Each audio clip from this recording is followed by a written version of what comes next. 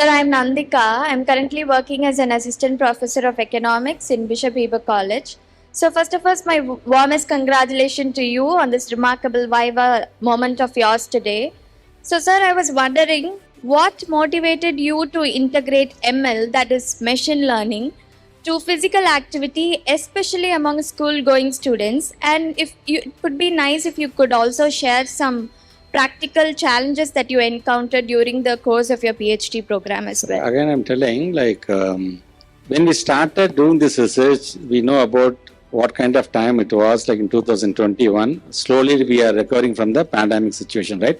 So, at that time, குழந்தைங்களுக்கு என்ன மாதிரி இன்டர்மென்ஷன் நம்ம கொடுக்கணும்னு நாங்கள் ஆசைப்பட்டோம் நாங்கள் தட் அடிக்டிவ் வேர்ல்டு. ஸோ அதுக்கு நாங்கள் என்ன பண்ணணும்னு பார்க்கும்போது தான் ஃபிசிக்கல் ஆக்டிவிட்டி, பிகாஸ் நேஷனல் காலேஜோட ரிசர்ச் டிபார்ட்மெண்ட் அது சும்மா சொல்லக்கூடாது, அது எந்த அளவுக்கு அவங்க தேர் இன்டு தட், அது வெறும் ஆக்டிவிட்டியா பார்க்காம அது ஒரு சயின்ஸா பாக்குறாங்க அவங்க. அதனாலதான் டாக்டர் பிரசன்ன பாலாஜி வந்து அவங்களோட டீம், இங்க இருக்கிற அவங்க ஒவ்வொரு டீமும் பாத்தீங்கன்னா இது சார்ந்து என்ன மாதிரியான ரியாக்ஷன், இது மாதிரி என்ன மாதிரியான டிரான்ஸ்ஃபார்மேஷனை நம்மளால கொண்டு வர முடியும் அப்படின்னு நாங்க பார்த்தோம் நாங்க. ஸோ அப்படி வரும்போது தான் பிசிக்கல் எஜுகேஷன்லேருந்து பிசிக்கல் ஆக்டிவிட்டியை உள்ள கொண்டு வரும்போது 9 வேரியபிள்ஸ் அதை பிரிட்ஜ் பண்றதுக்கான ஒரு மிஷின் லேர்னிங் டெக்னாலஜி உள்ள நம்ம கொண்டு வந்துட்டோம்னா, every time I don't want to assess, I don't want to waste my time, ஒரு மாடல் நான் கிரியேட் பண்ணிட்டேன்னா அந்த மாடல் வில் ஸ்பீக். அதனால தான் அந்த மாடலை உருவாக்கணும்னு நாங்கள் ஆசைப்படும். அந்த மாடலை எப்படி உருவாக்க முடியும்? வெறும் தியரட்டிக்கலா வெறும் நான் ஒரு ரிசல்ட் அடிச்சு ரன் பண்ண சொல்லி நோட் பண்ணிக்கிட்டு வந்தா மட்டும் போதுமா? அந்த டேட்டா என்ன ஆகும்? அந்த data should speak with the past data. இதுக்கு முன்னாடி என்ன இருந்துச்சு, ப்ரீ என்ன இருந்துச்சு, போஸ்ட் என்ன இருந்துச்சு. ஸோ இதெல்லாம் சேர்ந்து வரும்பொழுது தான் நம்மளால ஒரு ப்ரெடிக்டிவ் ஒரு அசஸ்மெண்ட் மாடல் நம்ம வந்து கொண்டு வர முடியும் நாங்க.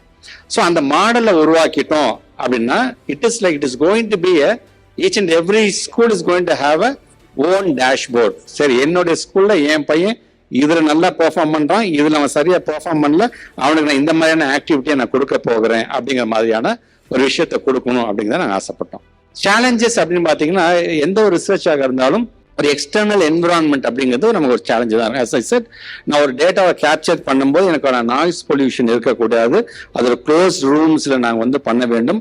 ஒரு மோஷன் சென்சிங் வரும்போது அதை சார்ந்து எப்படி நம்ம கேப்சர் பண்ண வேண்டும்.